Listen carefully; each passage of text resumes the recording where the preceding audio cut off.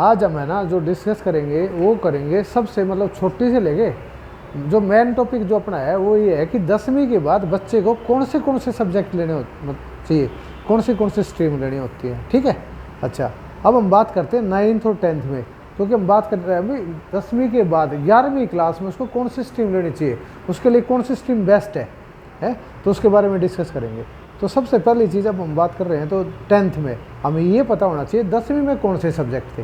अच्छा, 10th के अंदर जो सब्जेक्ट थे ना वो ये थे,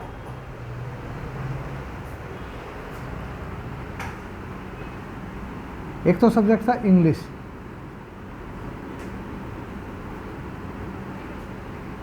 ठीक है। दूसरा सब्जेक्ट होता है हिंदी, ठीक है।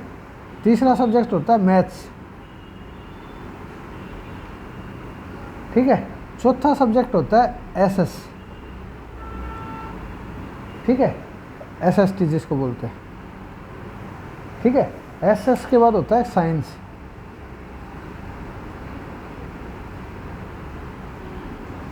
ठीक है। एसएसटी जिसको कहते हैं। एसएसटी के अंदर कौन से सब्जेक्ट होते हैं, हिस्ट्री,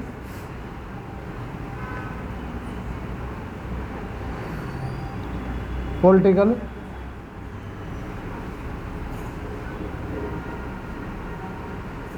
साइंस होगी, ज्योग्राफी,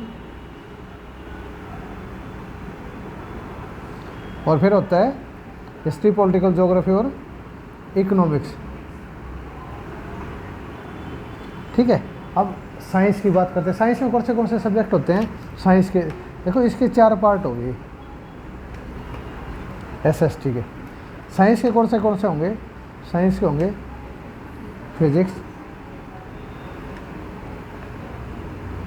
केमिस्ट्री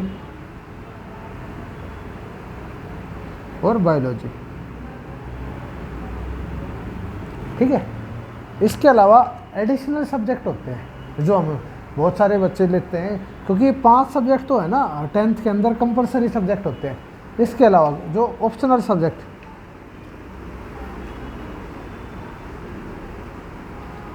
क्या होता है, आईटी, कंप्यूटर और ड्राइंग के बाद संस्कृत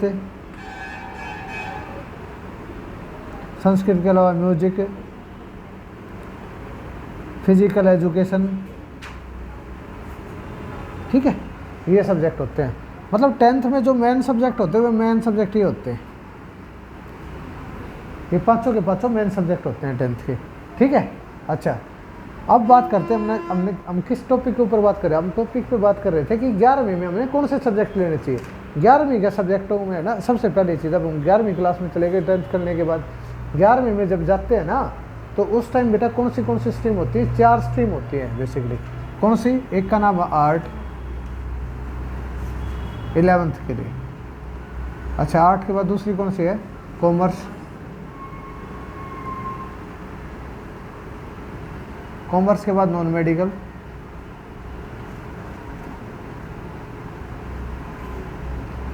और फिर मेडिकल, ठीक है। अच्छा, आर्ट में कौन से सब्जेक्ट होंगे, देखो अब इनके सब्जेक्ट है ना, इसके नीचे लिख देते हैं। ये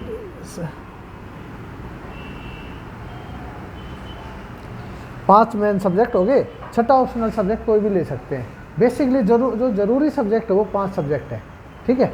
अब हम बात करते हैं इंग्लिश सब्जेक्ट की, तो ये रहा इंग्लिश सब्जेक्ट की बात करते हैं तो आर्ट में भी होगा,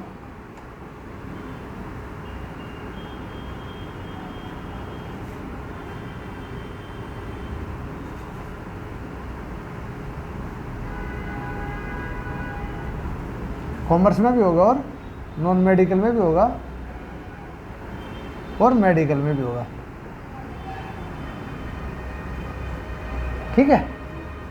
इंग्लिश सब्जेक्ट सारी की सारी ब्रांचों में होगा, तो इसलिए मैं इंग्लिश को ख़त्म कर दूं, क्योंकि सारी की सारी ब्रांचों में है तो ख़त्म कर दूँ।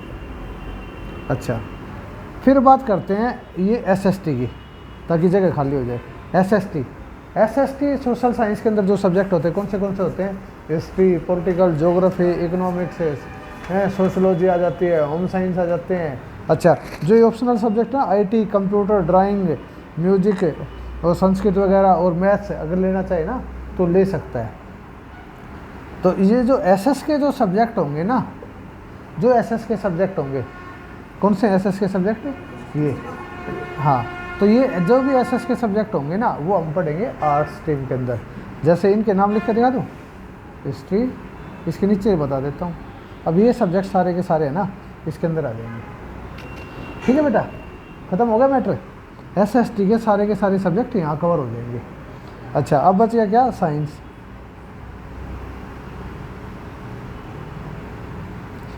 है, और ये पूरा हो गया SST। SS के सब्जेक्ट सारे किस में आ गए? आर्ट में। अच्छा, जो ये साइंस में कौन सा है? Physics, chemistry, bio. जो साइंस के पार्ट कौन से है? Physics, chemistry, bio. ये सारे के सारे सब्जेक्ट कहाँ आ जाएंगे? ये आ जाएंगे मेडिकल में। यहाँ हम इसको पूरा साइंस लिख दें है। जो ये साइंस था ना, साइंस के सारे सब्जेक्ट मेडिकल में आ जाएंगे। ठीक है, इनकी मैं शॉर्ट फॉर्म लिख देता हूँ। P से फिजिक्स, C से केमिस्ट्री और B से बायो। ठीक है, जो साइंस के सब्जेक्ट हैं same as it is medical में आ जाएंगे। आगे समझ में? अच्छा, अब बात करते हैं कॉमर्स की। कॉमर्स के अंदर 2 सब्जेक्ट बड़े कंपलसरी सब्जेक्ट होते हैं जिनका नाम है अकाउंट और बिजनेस। अकाउंट और बिजनेस जिस बच्चे के जो बच्चा लेना चाहता है ना वो आएंगे कॉमर्स में। ठीक है, और जो नॉन मेडिकल, जो ये मैथ्स था ना, ये मैथ्स ये कंपलसरी सब्जेक्ट होता है इसका, नॉन मेडिकल का। अगर मैथ्स है ना तो ये सोच लो कि नॉन मेडिकल तो है ही है। जिसका मैथ अच्छा है और साइंस में भी ठीक है तो वो नॉन मेडिकल ले लेता है। मैथ कंपलसरी नॉन मेडिकल में। इसके अलावा इसके पास 2 सब्जेक्टों की इसको ज़रूरत हो रहती है। इसके मेडिकल में हमने साइंस में क्या लिया था? हमने बायो भी ली थी। बायोलॉजी में हमें ना शरीर के बारे में, पर्यावरण के बारे में है, इन चीज़ों के बारे में पढ़ते हैं। तो ये जो आता है ये साइंस के अंदर आता है, बायोलॉजी के अंदर। ठीक है, अच्छा, तो ये बायो जिसके अंदर फिजिक्स, केमिस्ट्री पूरा साइंस का पार्ट आ गया तो वो समझो क्या है? मेडिकल। जिसमें मैथ्स आ गया, मैथ्स के साथ केवल 2 ये फिजिक्स और केमिस्ट्री।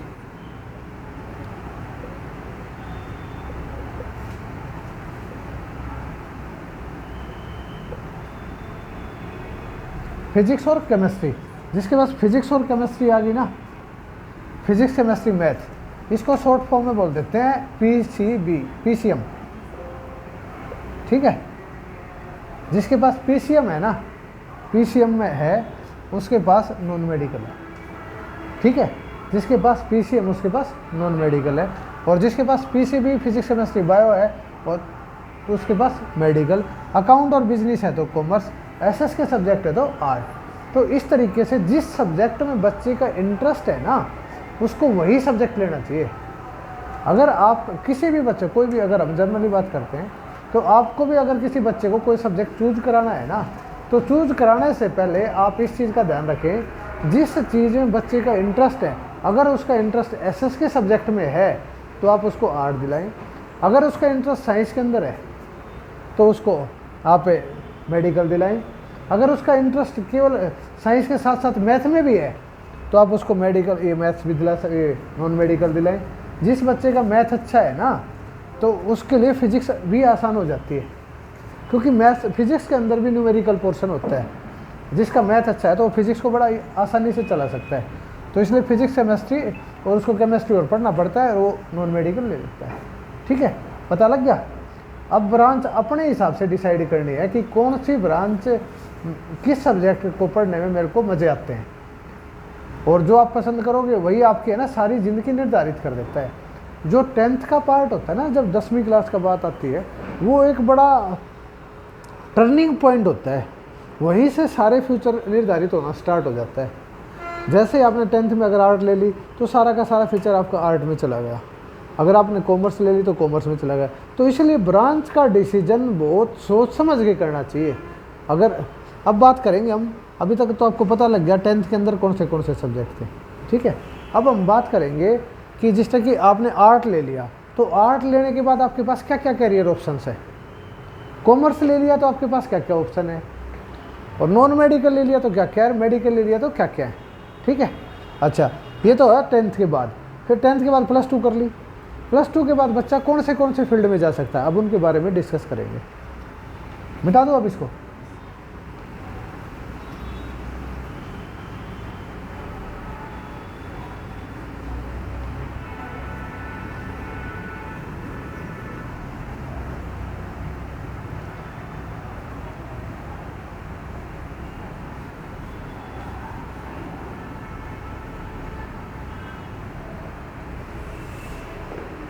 अब बात करते हैं आर्ट की।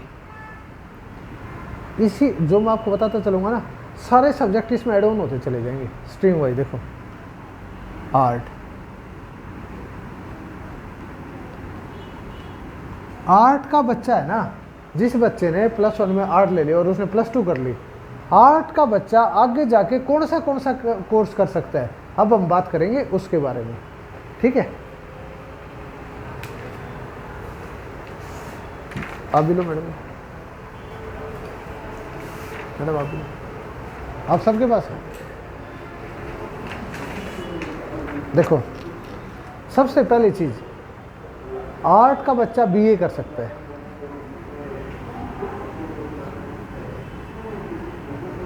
ठीक है।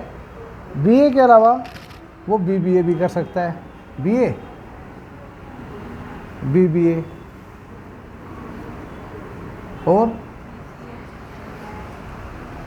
BHM भी कर सकता है। अच्छा, BHM क्या होता है, बैचलर ऑफ होटल मैनेजमेंट, और BBA क्या होता है, बैचलर ऑफ बिजनेस एडमिनिस्ट्रेटिव, ठीक है। उसके बाद BEM भी कर सकता है, एक नया कोर्स है,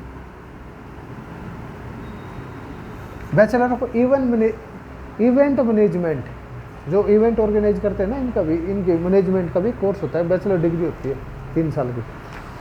उसके बाद कर सकते हैं B डिज़ाइन, जो डिजाइनिंग का कोर्स है ना, B डिज़ाइन का जो डिजाइनिंग का कोर्स है, इसकी भी एक बैचलर डिग्री होती है, वो भी आप कर सकते हो। उसके बाद BFA, ये बड़ा ज़बरदस्त कोर्स है, बैचलर ऑफ फाइन आर्ट। इसके कॉलेज है ना, बड़े लिमिटेड कॉलेज हैं, गिने चुने कॉलेज हैं, लेकिन इसके अंदर हरियाणा सरकार, अब हम दिल्ली NCR में रहते हैं तो हमारे नज़दीक या तो दिल्ली या हरियाणा है, फिर UP है या राजस्थान है। तो हम अगर मैं हरियाणा की बात करता हूँ, अभी मैंने है ना इसके ऊपर एक रिसर्च करी, तो जिस बच्चे ने BFA करने के बाद जो टीचर्स की जो वैकेंसी आती है ना, बैचलर ऑफ फाइन आर्ट वालों की वैकेंसी खाली जाती है। अभी तक सरकार को है ना, जनरल कैटेगरी के अंदर भी अगर किसी बच्चे ने कर रखा है अपना, वो क्वालिफाइड स्टूडेंट है ना, तो वो BFA मतलब अगर उसने कर रखा है तो उसकी जॉब ईजिली लग जाती है, क्योंकि इसकी वैकेंसी जनरल कैटेगरी की भी खाली चल रही है, बैकलॉग ही नहीं, कंप्लीट नहीं हो रहा सकता उससे। अच्छा, फिर एक कोर्स है BCA। अच्छा, ये BCA क्या, बैचलर ऑफ कंप्यूटर एप्लीकेशन, ठीक है। BCA बड़ा अच्छा कोर्स है जी, क्योंकि BCA में क्या होता है, ये 3 साल का कोर्स है। 3 साल में है ना, अगर मान लो किसी बच्चे ने +2 कर ली, +2 करने के बाद 1 साल कंप्यूटर डिप्लोमा में लगाता है, 3 साल ग्रेजुएशन में लगाता है, 4 साल हो गए। पहले ग्रेजुएशन करी, फिर उन्हें कंप्यूटर कोर्स का 4 साल लगा दिए। उससे बेटर वो BCA कर ले। एक तो BCA के अंदर है ना, उसका टाइम पीरियड पूरा हो गया, 3 साल के अंदर ही उसको कंप्यूटर का कोर्स मिल गया। दूसरा, BCA करने के बाद MCA करेगा तो 2 साल लगेंगे, 3 और 2 5। 5 साल के बाद उसको कोई मतलब B.Ed करने की ज़रूरत नहीं होती। वो है ना, टीचिंग लाइन में जाना चाहता है तो सीधा अप्लाई कर सकता है, STET या CTET जो भी है उसको दे और उसमें लग सकता है। टीचिंग लाइन में जाना चाहता हो, अच्छा टीचिंग लाइन में नहीं जाना चाहता, कंप्यूटर, भाई किसी भी आज के दिन कोई भी गवर्नमेंट जॉब में अप्लाई करेगा तो उसको है ना कंप्यूटर की तो नॉलेज चाहिए। अगर उसने BCA कर रखा है तो उसको तो कंप्यूटर में वो तो एक्सपर्ट है। अच्छा, उसके अलावा सरकारी नहीं, प्राइवेट जॉब करेगा जिन्हें कंप्यूटर की नॉलेज होगी है जिसको, तो वो क्या करेगा, उसको जो भी जॉब मिलेगी वो ऑफिस की जॉब मिलेगी, उसको फील्ड की जॉब नहीं मिलेगी, कंप्यूटर बैठना काम करना है। है। अच्छा, उसके बाद मान लो कोई सरकारी भी ना करना चाहता, प्राइवेट भी नहीं करना चाहता, तो वो जब अपना बिजनेस करेगा ना, तो अपने बिजनेस को और अच्छे से ग्रोथ कर पाएगा, क्योंकि आज का दिन सारा डिजिटल युग है। तो BCA भी एक बड़ा अच्छा कोर्स है आर्ट के बच्चे के लिए। फिर आता है लॉ। लॉ में होते हैं BA LLB, BBA LLB और BCom LLB। ठीक है, तो मतलब लो क्या होता है, जो वकील बनते हैं, जज बनते हैं, जो पूरे देश को चलाने वाले, जो सुप्रीम पावर है ना इस देश की, वो पता है कौन है? जज जो है वो वो सुप्रीम पावर है। आप ये लगा के चलो, जज ने जो फैसला कर दिया ना भाई, जितने भी इंजीनियर हैं, डॉक्टर हैं, मतलब जो जुडिशरी के जरिए जो जज बनते हैं ना, जो जज जो फैसला कर देता है ना, वो हो जाता है। तो जो BA LLB करते हैं, जो लॉ करते हैं, जो लॉ का कोर्स करते हैं, लॉ के बाद है ना वो पहले वकील बनते हैं, वकील का एडवोकेसी में अपनी वो प्रैक्टिस करना चाहते हैं उसमें। और उसको ना, एक आदमी को ना, मेरा मानना है कि अपनी ज़िंदगी में ना 1-2 लॉ के लीगल सब्जेक्टों के बारे में नॉलेज होनी चाहिए, है, ताकि वो अपनी पर्सनल लाइफ में भी उसके लिए ज़रूरत होती है। जो हम डेली चीज़ों में देखते हैं ना, तो उसमें मतलब लॉ का भी एक अच्छा प्रोफेशन है। और लेकिन +2 के बाद लॉ होता है 5 साल का। ठीक है, तो हम इसको ना BA LLB बोल देते हैं, और BBA LLB और BCom LLB भी। ठीक है, तो मैं इसको ना यहाँ BA LLB लिख देता हूँ।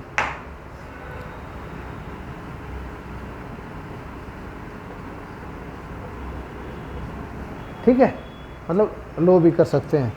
अच्छा, उसके बाद BTTM,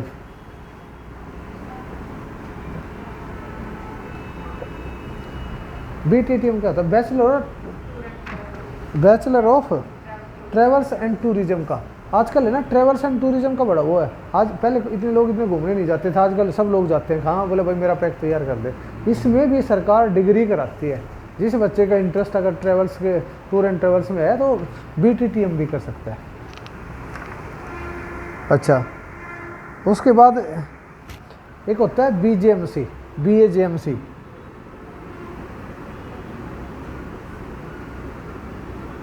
इसको ना BJMC भी बोल देते हैं। BAJMC बैचलर ऑफ आर्ट हो गया है, journal mass communication, journalism mass communication, bachelor journalism mass communication. तो इसको मैं काट दूँ BAJMC को, ताकि एक आधा कोर्स और आ जाएगा। ठीक है, BAJMC। ठीक है, जो पत्रकार बनते हैं ना, पत्रकार होते हैं, एडिटर होते हैं, और ये एंकर वगैरह जो होते हैं, BAJMC के होते हैं, उनकी क्वालिफिकेशन ये होती है। इसके अंदर भी सरकार डिग्री कराती है। अच्छा, उसके बाद पॉलिटेक्निक,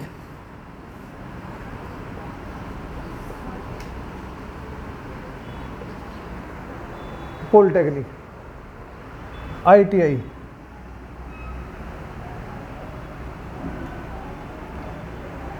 ITI का ना बड़ा अच्छा सा एक कोर्स है। ये 2 साल का कोर्स होता है। सरकार ने क्या कर दिया, जो बच्चे, अब हरियाणा सरकार ने इसको अप्रूवल दे दी है, जो बच्चा 10वीं कर लेता है, 10वीं के बाद अगर वो ITI कर लेता है, तो उसका है ना उसकी ITI 12वीं के बराबर मानी जाएगी। उसको 12th करने की ज़रूरत नहीं है। अगर जिसने ITI कर ली तो वो ITI कर रखे तो मैं 12वीं पास है, ITI पास है, तो मतलब ये लगा लो 12वीं पास है। ठीक है, ITI होती है 2 साल की 10th के बाद, और +2 के बाद भी करना चाहिए। बहुत सारे बच्चे ना +2 के बाद भी कर लेते हैं, तो ITI भी कर सकते हैं। फिर एक आता है पॉलिटेक्निक। क्या होता है, किसी भी कंपनी में आप जाओगे ना, जहाँ 4 ITI वाले काम करते हैं, ITI वाले का काम होता है मतलब हार्ड वर्क। ठीक है, जहाँ वो हार्ड वर्क करता है ना, उसके ऊपर एक पॉलिटेक्निक वाला लगाया जाता है, जो सुपरवाइजर का काम करता है। और जहाँ 4 पॉलिटेक्निक वाले काम करेंगे ना, उनके ऊपर एक इंजीनियर लगा दिया जाता है। इंजीनियर को बोलते हैं BTech वाले को, B और BTech करके वो इंजीनियर होता है। अच्छा, और इसी तरीके से तो मतलब ITI के अंदर वैकेंसी बहुत ज़्यादा है, वैकेंसी पॉलिटेक्निक में भी ज़्यादा है, मतलब BTech के मुकाबले पॉलिटेक्निक में वैकेंसी ज़्यादा है। तो बच्चा पॉलिटेक्निक भी कर सकता है और ITI भी। अगर कोई बच्चा ITI करेगा 2 साल लगाएगा, ITI के बाद फिर पॉलिटेक्निक करेगा तो फिर उसको 2 साल लगेंगे, टोटल लगे 4 साल ऐसे पॉलिटेक्निक करने में। और कोई +2 के बाद सीधा पॉलिटेक्निक करना चाहेगा तो आर्ट का है तो 3 साल में हो जाएगी। अगर कोई बच्चा साइंस का है ना, नॉन मेडिकल का है, मेडिकल का साइंस स्ट्रीम का है, तो उसका पॉलिटेक्निक 2 साल का होगा। ठीक है। अच्छा, पॉलिटेक्निक के बाद एक है ना DMLT। DMLT diploma medical lab technology. जो अपने ये DMLT लैब नहीं है, हाँ लेबोरेटरी टेक्नोलॉजी। ये जितने भी जो खून टेस्ट वगैरह करते हैं, जो ब्लड सैंपल लेते हैं, जो टेस्ट वगैरह करते हैं, इसका एक डिप्लोमा होता है। वो 10th बेस पे भी होता है, 10th बेस, और वो +2 बेस पे भी होता है। तो वो बच्चा ना DMLT भी कर सकता है। अच्छा, उसके बाद एक कोर्स है JBT DLED।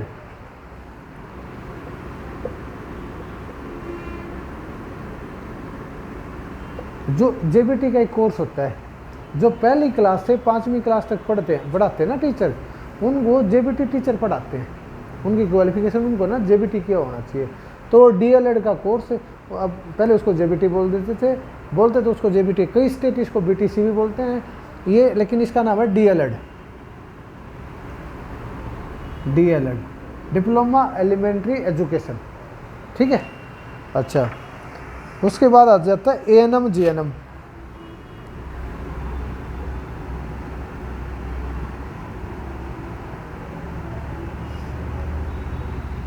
ANM GNM ये क्या होता है? जब ANM का काम क्या होता है, जो हमें छोटी मोटी बीमारी की कोई भी दवाई की ज़रूरत होती है, जैसे कि भाई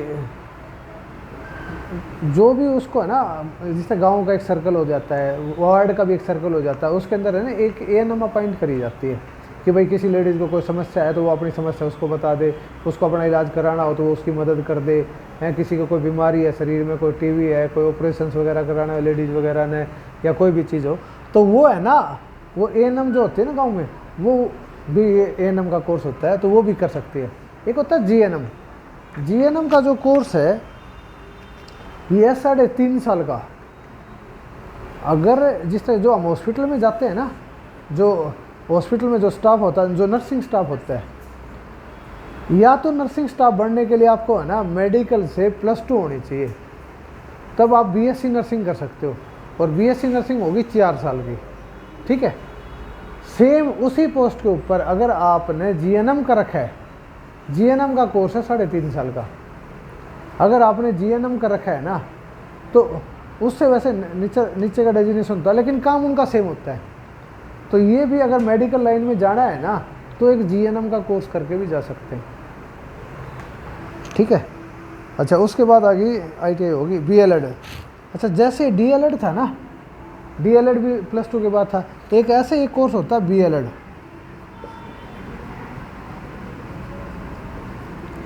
ये DLED तो था डिप्लोमा एलिमेंट्री एजुकेशन, और BLED होता है बैचलर एलिमेंट्री एजुकेशन। अब क्या होता है, जैसे कोई बच्चा BA कर लेता है, BA करने में उसने कितने साल लगाए? 3 साल लगाए। फिर वो B.Ed करता है, कितने साल लगाए? 2 और लगाए, टोटल कितने लगे? 5 साल। अगर वो BLED का कोर्स करता है तो उसको 4 साल में BA की प्लस B.Ed दोनों की मार्कशीट दी जाती है। तो BA B.Ed इसको इंटीग्रेटेड कोर्स होता है, इसको BA B.Ed होता है, BSc B.Ed भी होता है, BCom B.Ed भी होता है। 4 साल में आप DLED कर जाते हो, मतलब आपकी B.Ed भी होगी और आपकी BA भी, ग्रेजुएशन भी होगी। ठीक है। इस कोर्स का नाम है BLED। आप ये भी कर सकते हो, आर्ट का बच्चा है तो BA B.Ed कर सकता है।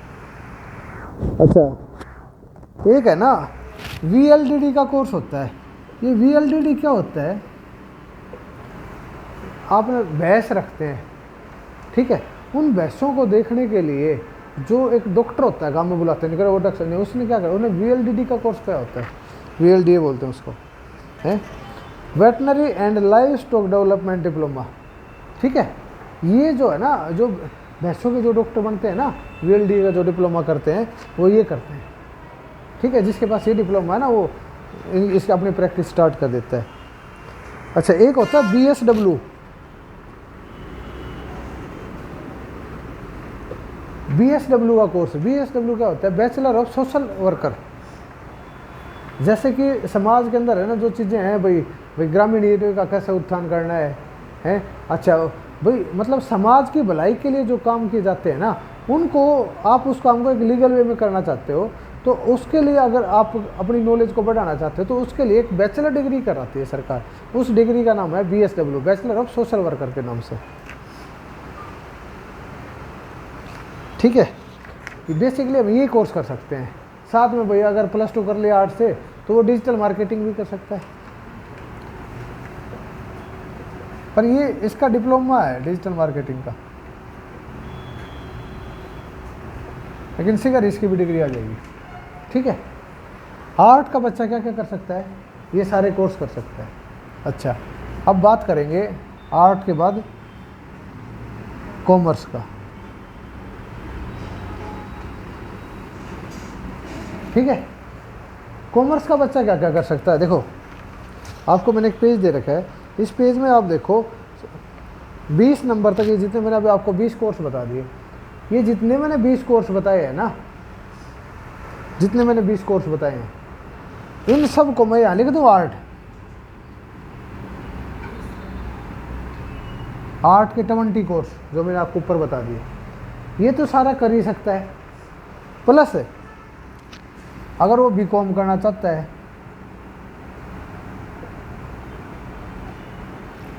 ठीक है, BCom कर सकता है, CA कर सकता है, CS कर सकता है, ठीक है, CFA कर सकता है, और BMS कर सकता है, और BEco कर सकता है। BEco तो वो भी कर सकता है।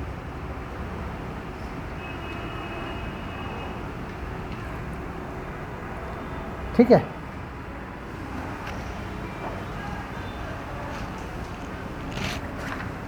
कॉमर्स वाला बच्चा जितने भी ऊपर आर्ट के सब्जेक्ट दे दिए, आर्ट की तो सारी फील्ड में जा सकता है, और ये प्लस में ये भी कर सकता है। तो इसका मतलब जहाँ आर्ट वाला बच्चा जा सकता है, कॉमर्स वाला तो जा ही सकता है। कोई दिक्कत नहीं ना, समझ गए। जो बच्चा आर्ट का बच्चा जो कोर्स कर सकता है, कॉमर्स वाला आर्ट वाले के सारे कोर्सों में जा सकता है। ठीक है, अच्छा, प्लस इनके अंदर है BCom CA CS अगर इन करना चाहता हो BA, तो ये इनमें भी कर सकता है। अब आ जाओ नॉन मेडिकल।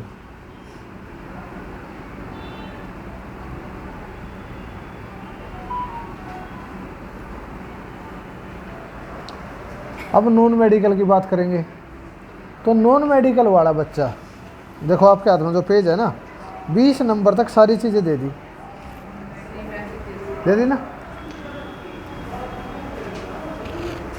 तो अब जो आर्ट के जितने कोर्स थे, आर्ट के कितने थे, आर्ट के 20 कोर्स, ये तो सारे कर ही सकता है। प्लस क्या और कर सकता है, साइंस वाला बच्चा BSc कर सकता है, BSc ऑनर्स कर सकता है। हाँ, अपने सब्जेक्ट के हिसाब से फिजिक्स ऑनर्स कर लेता है, कोई केमिस्ट्री ऑनर्स कर सकता है। आर्ट वाले तो सारे कोर्स कर सकता है।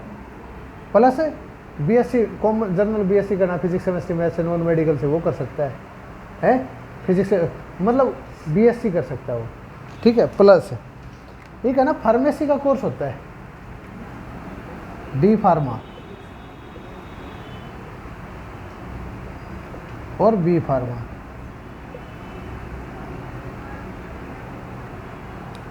D फार्मा और B फार्मा, अगर जो फार्मेसी का जो कोर्स होता है, D फार्मा होता है डिप्लोमा फार्मेसी, ये होता है 2 साल का कोर्स।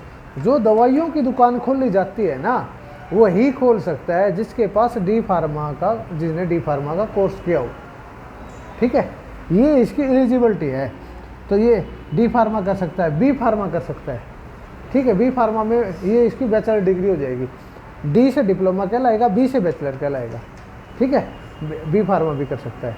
जहाँ B फार्मा की रिक्वायरमेंट होगी ना, तो जहाँ जिन्हें B फार्मा कर रखा है वो D फार्मा वाला काम तो करेगा ही करेगा। मान लो कोई दवाई की दुकान खोलना चाहता है, दवाई की दुकान, और उसने D फार्मा कर रखा है, तो दवाई की दुकान तो खोल जाएगा। अगर उसने B फार्मा कर रखा है तो वो भी खोल सकता है, वो तो बड़ी इजीली खोल सकता है। वो उससे भी ज़्यादा उसके पास करियर ऑप्शन होते हैं। अच्छा, फिर है ना BSc एग्रीकल्चर।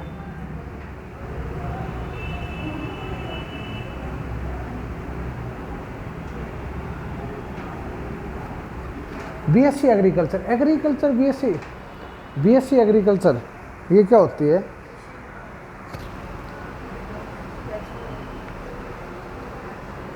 हाँ, बीएससी एग्रीकल्चर का कोर्स 4 साल का कोर्स होता है। बैचलर ऑफ साइंस इसका इन एग्रीकल्चर में, हाँ bachelor of science in agriculture ये 4 साल, वैसे बीएससी 3 साल की होती है, एग्रीकल्चर में अगर बीएससी करते हैं तो 4 साल की होती है। जिस बच्चे ने बीएससी एग्रीकल्चर से कर लेना वो क्या लगता है? एडीओ लगता है, एग्रीकल्चर डेवलपमेंट ऑफिसर। और भी इसकी बहुत सारी वैकेंसी आती रहती हैं।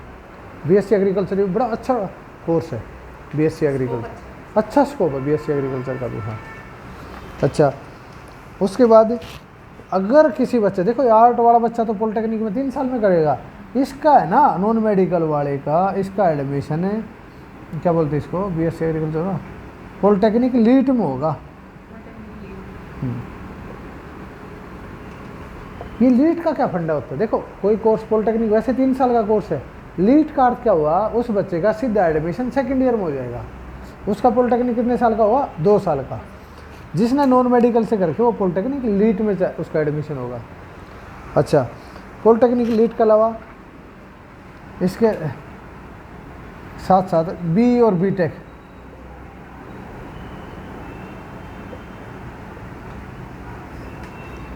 जो भी ये है ना नॉन मेडिकल वाला बच्चा इंजीनियरिंग भी कर सकता है।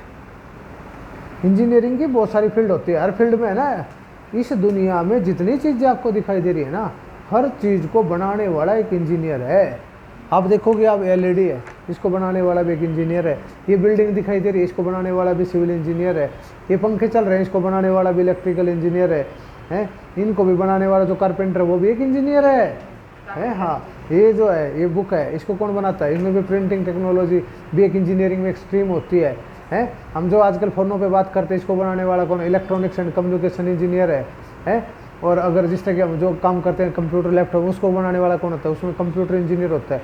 ये भी एक बहुत बड़ा वास्ट फील्ड है, बहुत बड़ा फील्ड है। तो वो नॉन मेडिकल का बच्चा इंजीनियरिंग भी कर सकता है। अच्छा, पहले तक तो क्या था, पिछले साल तक जिस बच्चे ने +2 के अंदर नॉन मेडिकल ले रखी थी ना, वही बच्चा आर्किटेक्ट कर सकता था। लेकिन अब ये बच्चा, अब जिसके पास मैथ है ना +2 में, वो भी अब आर्किटेक्ट कर सकता है, उसको साइंस की ज़रूरत नहीं है। आजकल इंजीनियरिंग में भी 1-2 ऐसी फील्ड दे दी जिसके अंदर है ना नॉन मेडिकल की रिक्वायरमेंट नहीं है, लेकिन मैक्सिमम जो ब्रांच है ना उनके अंदर नॉन मेडिकल चलती है। इंजीनियर बनने के लिए फिजिक्स और मैथ का कंपलसरी होता है, मैक्सिमम कोर्स, मैक्सिमम में। अच्छा, बी आर्ट्स का होता है bachelor of architecture.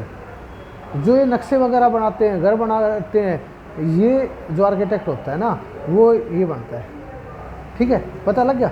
Non medical वाले के पास कॉमर्स वाले से भी ज़्यादा करियर ऑप्शन है। ये जितने भी जगह है ना आर्ट में, इनमें तो जा ही सकता है। अगर ये नॉन मेडिकल वाला बच्चा इन सारी फील्डों के साथ साथ इसके पास और भी एडिशनल कोर्स आ जाते हैं। अब बात करते हैं मेडिकल की।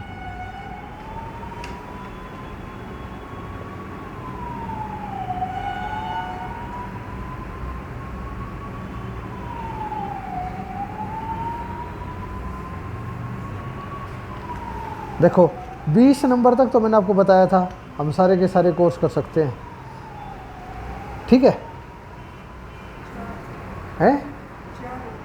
अच्छा, अब उसके बाद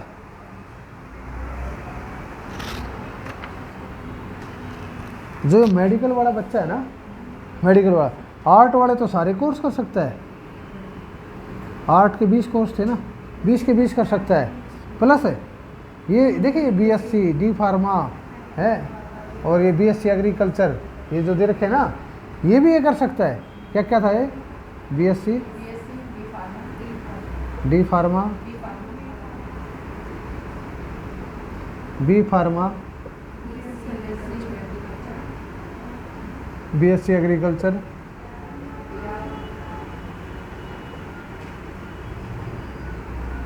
अच्छा आजकल पर बी आर्ट्स में तो मैथ्स कंपलसरी हो जाता है। इसके भी पॉलिटेक्निक लीट में एडमिशन होगा अब तो।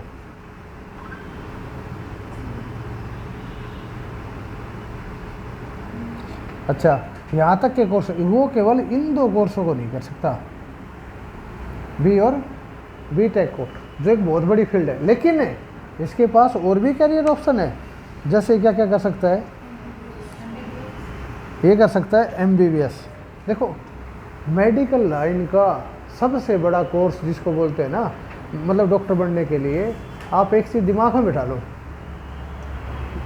मेडिकल में एडमिशन लेने के लिए, मतलब जो डॉक्टर बनने के लिए आपके पास मतलब नीट का एग्ज़ाम होना कंपलसरी है।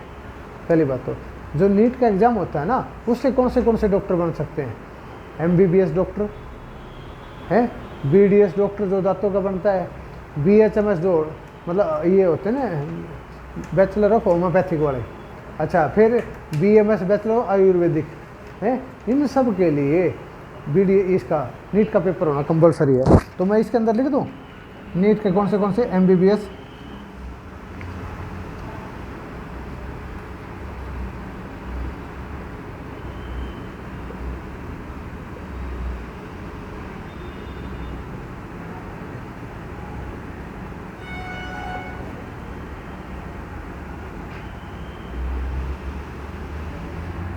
हो गए ये चारों के चारों पेपर है ना, नीट के थ्रू एडमिशन होता है इनमें, ठीक है, NWT नीट के थ्रू।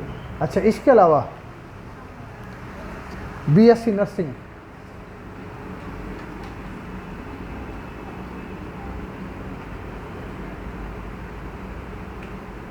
ठीक है, इसके अलावा BPT, अच्छा इसके अलावा BSc MLT,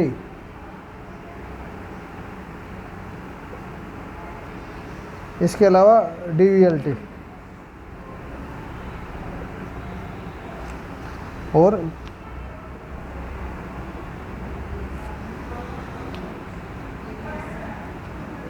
देखिए जिस बच्चे के पास ये है ना मेडिकल है, आर्ट के तो 20 के 20 जो ऊपर वाले सारे के सारे कोर्स कर ही सकता है, प्लस है जो ये नॉन मेडिकल वाला कर सकता है, BSc, D pharma, B pharma, BSc agriculture, polytechnic LEET, देखो ये सारे के सारे यहाँ तक आगे सीमा आगे, प्लस है ये MBBS कर सकता है, BDS कर सकता है, BMS कर सकता है, BHMS कर सकता है, ये कोर्स भी कर सकता है। इसके अलावा BSc नर्सिंग, मैंने अभी आपको बताया था ना, जो नर्सिंग स्टाफ होता है हॉस्पिटल में हम जाते हैं तो BSc नर्सिंग वाला होता है। BPT बैचलर ऑफ फिजियोथेरेपिस्ट, ये क्या होता है, कई बार है ना वो मतलब भाई कोई ऑडियो में पेन वगैरह होता है ना, हाँ थेरेपी वगैरह का, तो वो BPT वाला ये भी एक डॉक्टर होता है। BSc MLT, जैसे कि जो लैब वगैरह खोलते हैं ना आजकल, उसके लिए ना BSc MLT की क्वालिफिकेशन कर दी, अगर कोई लैब खोलते हैं ना तो उसके अंदर BSc MLT। अच्छा DVLT है नहीं, वो जो मैंने भैंसों से रिलेटेड एक कोर्स बताया था आपको, हाँ वेटनरी, ये उससे diploma in veterinary laboratory technology, ये इसका डिप्लोमा है। और ये कि BVSc है ना, ये एक भैंसों का ही कोर्स होता है एनिमल से ही रिलेटेड, जिसको बोलते हैं bachelor of veterinary science and animal husbandry करके कोर्स है, ठीक है। तो ये कोर्स कर सकता है। अगर ये नॉन मेडिकल वाला बच्चा एडिशनल में बायो ले लेता है तो इसके पास सारे के सारे जितने भी ऑप्शन है सारे के सारे कर सकता है। अगर ये मेडिकल वाला मैथ ले लेता है तो फिर वो इंजीनियरिंग फील्ड और आर्किटेक्ट में और चला जाएगा, क्योंकि इंजीनियरिंग भी बहुत बड़ी फील्ड है, तो ये इस फील्ड में भी जा सकता है। अब पता लग गया कि आप किस किस फील्ड में जा सकते हो, ठीक है। आप पहले अब है ना इन चीज़ों के बारे में, भाई अब मेरे पास भी बहुत सारे लोगों के फ़ोन आते हैं जी बच्चे को है ना कौन सी स्ट्रीम दिलाऊं, तो मेरे को भी बड़ी समस्या हो, मैं उनको बार बार समझाना पड़ता है। अब मैं उनको ये वीडियो सेंड कर दूँगा है, और किसी ने अगर बाई चांस किसी ने और ने भी इन्फॉर्मेशन की रिक्वायरमेंट हो तो आप मेरा नंबर दे सकते हो। मेरा नंबर है 89 300 73,000 8930073000, ठीक है, ताकि ज़्यादा से ज़्यादा बच्चों तक अवेयरनेस जागे है, ठीक है। Thank you. मनीषा मैडम बंद करो।